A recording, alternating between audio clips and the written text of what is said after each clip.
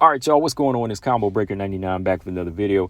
All right, y'all, so I just got done checking out Erin Blanchfield's most recent interview. I actually watched this interview a few days ago because the interview is like 4 or 5 days old now. But shout out to Paul, one of my subscribers. He had asked me if I seen this interview. I don't know if he wanted me to talk about it or give my thoughts on it. But, I just wanted to jump on here and do a real quick video and just talk about where Erin stands right now and just talk about some of the things that she discussed in this interview. It was a pretty good interview. Erin, she's pretty much a straight shooter, just pretty cut and dry. She's just straightforward with her answers. It's like a 10, 11-minute interview if you haven't seen it. But, yeah, Erin, she talked about a few different things. She talked about the Manon-Fior fight. She talked about, Fatima Klein's fight, as well as the call-outs and being called out and potential fights that she'd want, to get her closer to a title shot right now, as well as a fight that's been talked about, again, amongst MMA media outlets right now, potential fight between her and Rose Namajunas. But before I talk about that, I just wanted to kind of speak on where Erin stands in the flyweight division right now. I think Erin, still has a lot to offer. I think Erin, she's a good fighter. She's still young and she's still learning. And I'm glad that she acknowledges that she's still not the best, like the best in the world. Like, she's being cocky or arrogant. She's been humbled before. Like she said, she's lost before in the past, even as a kid. So all she knows is to keep getting better and keep, moving forward. So I think with that energy like that, it's going to keep her, moving forward. It's going to keep her at the top, as long as she's evolving and she's working on the right things. But with the attitude that she has from what I'm seeing in this interview, I think that, Erin will be at the top 5 for a while right now. Of course, there's a lot of work that needs to be done, which I'm going to talk about here. But, yeah, I think that, with Erin's attitude, I think she'll keep getting better as a fighter. But, yeah, she did talk about the Manon-Fior fight. Like she said, she felt like Manon implemented a good game plan to hit and move. And, Manon is a really good fighter, like she said, one of the best in the division. My thoughts on that, but first off, she did say that after that fight, she did feel like, okay, got to go back to the drawing board, got to go back to sparring and got to work on her striking. My thoughts on that, I 100% agree. I 100% agree that after watching that fight, Erin really has a lot of work to do with her striking, not just with her hands, because her hands are pretty decent. She's really good at extending her shot. She turns her punches over well. She has a lot of pop behind her jab and her straight right hand. The thing she really needs to work on is her footwork. All right, like her footwork is something that she really needs to work on. I always notice that Erin likes to just shoot straight in. She has worked on her angles a little bit more and like her feints and head movement. Like she does take her head off the line a little bit more. But I saw that a lot in the Jessica Andrade fight. But when you're a step behind or a few steps behind, like a better striker like Manon, you've really got to drill that. You really got to work on that. And it kind of seemed like she was resorting to her old ways when she couldn't hit Erin clean, or when she couldn't hit Manon clean. Like Erin was kind of doing some of the things like rushing in behind like the 1-2 and just leaving herself wide open. And with the way Erin is fighting like that right now, it could really get her hurt. All right, I'm just being real. Like with where she stands as well in the flyweight division amongst all these other great strikers right now, she could get knocked out. I'm just being real right now. That's why it's really important that she works on those fundamentals and really works on her footwork. Like she's really got to work on cutting more angles and measuring that distance and work on her timing. All of that really needs to be worked on. Now, again, the way she turns her punches over, that's fine. But she really needs to work on her footwork. Because when you think about it right now, I always talk about the flyweight division being grappler heavy, right? But look at the top 6 right now. Look where Erin sits. Look where she sits, right in the middle, dead center in the middle of some of the most dangerous strikers right now in the flyweight division. All right. First off, the champ, Alexa Grasso, one of the best boxers, heavy hands, dropped Valentina multiple times, right? Then you got Valentina, another great striker, one of the best MMA strikers, Muay Thai striker. Got Manon, the girl that just beat her, another great striker. Then you got Maycee Barber. May not be on the same level as Grasso, Manon, or Shevchenko, but she can hit. This girl can hit, and she throws good head kicks. So you got a heavy-handed clubber, Maycee Barber. And then the person she called out, none other than Rose Namajunas, who's in the top 5. So Erin is surrounded by some of the best strikers in the division, right? You would think she'd be surrounded by more grapplers with this being flyweight, but flyweight's actually turning out to be, I won't say striker oriented or striker heavy, but it's more well-rounded heavy now, So where Erin is, she's going to have to evolve as a fighter.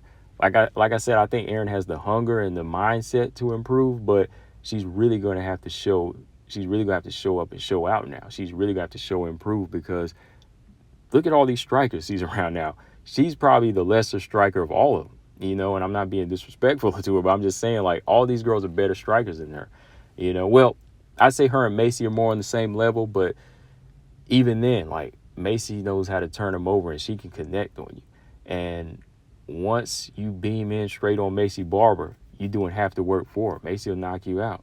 So Erin's really got to work on trying to keep her composure and not shoot straight in like that, So, moving forward, her striking game, that's something she's really going to have to work heavy on, more so than just like her wrestling and her grappling. Like, got to work on that. Wow. Because I'm just looking at it right now, y'all. Like, all of these girls at the top are way better strikers than her, and they can really do some serious damage. Like, she should really be, she's really lucky that Manon didn't, like, sit down on her shots like that. Manon had more of a stick and move game plan and step to the side game plan. But even then, like, I noticed Manon's shots were, like, really reddening Erin's face up. So imagine, like, getting hit by a Maycee Barber shot or Grasso shot when you storm forward.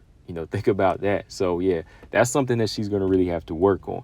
Another thing she talked about was the Jasmine fight. Yeah, I agree with her on that. Like, the Jasmine fight, that's really not something that's on her radar. But if there was nobody else, then she would fight her. Where her words were, if there's nobody else in the division to fight at the time, and that's the only fight I can get, I'll beat her up. Those are her words. She just said, I'll beat her up. All right. But yeah, Jasmine's not really a fight that interests me for Erin. I mean, it probably would be a good fight because their style matchups and, just the type of fighters they are, both dogs. But it doesn't really make sense for Erin to fight that low, and it doesn't make sense for Jasmine to jump that high. She needs somebody like Caitlin Chikagan or reschedule Viviane Araújo. All right. And with that being said, I don't really think like Erin is the type to duck fighters like that. Like, there's really no need to fight that low, because Kareem Silva actually called out Erin as well. He brought that up. The interview brought that up as well. I don't really think that's a fight that Erin needs to reach out for right now. Same with the Natalia Silva fight. There's really no need for Erin to call out Natalia, who is number 6, but she's not in the top 5. All right. She doesn't really need to call out Natalia Silva or Kareem Silva, who's, at the bottom as well right now. She doesn't have to call them out. They have to call her out. Now, if they call her out and they make the fight, fine. But where Erin needs to just target the fighters that surround her, like top 5, because she's already done the work, right? When you've done the work, you just call out fighters like 3, 4, and 5 to keep you close to a title shot, right? That makes sense. Now, on another note now, I know as an analyst, I do think Natalia Silva was a bad style matchup for Erin, but that's a different story. But I don't really think that fight makes sense for her to just call out right now anyways, because, again, I think Erin calling out Rose, loser of Grasso Shevchenko, that would make sense because, she's already there. She's already done the work. Where Kareem and Natalia stand, they have to call those fighters out. Same as whenever Manon was at the bottom. I kept saying, all right, Manon needs to call out Caitlin Chikagan or Tyler Santos, or call out Tyler Santos, or, Erin needs to call out the same names, Jennifer Maia, Tyler Santos, call out those names, Jessica Andrade, right? Because they were fighting their way up. They'll need to call out fighters below them, But yeah, I do think that Erin versus any of these girls would be a good fight. I think that, like she said, she would fight any of them. They all would be good fights. You can't really make a bad fight matchup right now, but there's really no need for her to call out Kareem or, acknowledge like a Natalia Silva fight. Because, again, Natalia Silva, she's taking on Jessica Andrade right now. She's got her hands full with Andrade. Maybe whenever Natalia Silva beats Andrade and she gets moved up to the top 4 or 5, then that fight could probably happen. But right now, it doesn't really make sense for her to fight her. With that being said, like I said, she called out Rose. She said that would be a good fight for her, to come back for in the fall. And I know Rose acknowledged that as well. So I think some outlets are putting it out there that they're trying to make this fight for maybe Madison Square Garden. Maybe just because they said that, that's what a lot of media outlets are saying. But I think that might be a fight the matchmakers are targeting. who knows when it'll be, but Erin said she would like to come back in the fall. Rose wants to come back as soon as she can in the fall. So, yeah, my thoughts on that. That would make sense. That would make sense. Rose is trying to fight her way back up for a title shot. Erin wants that fight. So maybe if they could do it on the Jon Jones-Stipe card in the fall as a 3-round fight, fine. If they could do it as a UFC Fight Night main event, fine as well. But style-wise, yeah, I think that would be hell of a fight for Erin right now. Because, again, fighters with great footwork are going to give her problems, but this is going to be her test. I think style-wise, it's a little bit more doable than Natalia Silva, just because Rose, she can be stationary, and you can connect on Rose. I mean, you can connect on Natalia as well, but I've seen Rose get hit in the past when she'll take rounds off or she'll take minutes off in a round. You can time her. You can time her as well. I think that Erin's style could give Rose problems, but she's really going to have to work on, like I said, the fundamentals again, her striking, getting that footwork down. But I think Natalia Silva, yeah, it's a bad style matchup because it's similar to Manon, but she's a little bit smaller, so she's quicker, But the Rose fight would make sense for Erin, because, again, if she wins, she'll be back into talking, title talks again. So we'll see. We'll see, though, if they make that fight. I think they probably will now since they both acknowledged it. But to me personally, I still want to see Erin versus Maycee. I still want to see that fight by the end of the year. I don't know if it'll happen because of what Maycee Barber's going through right now, but hopefully if Maycee Barber is close to 100% or deals with her illness in the next few months, hopefully they reschedule.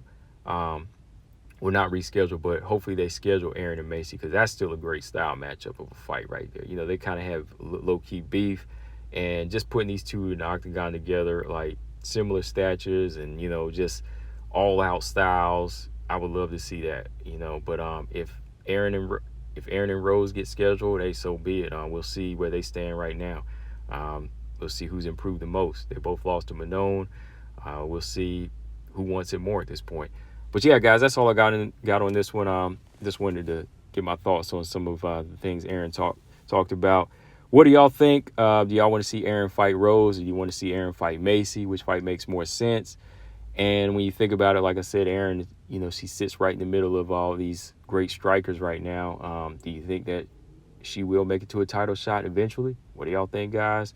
And yeah, in another video, I want to speak on the UFC Fight Night main events as far as like the women, man. Like, when you think about it, man, all top 6 of the flyweights, they've all been main events at some point. So it's looking good for, the flyweight division, WMMA. Looks like we're getting more main events with these women, regardless of the casuals or what they say. But we'll see, y'all.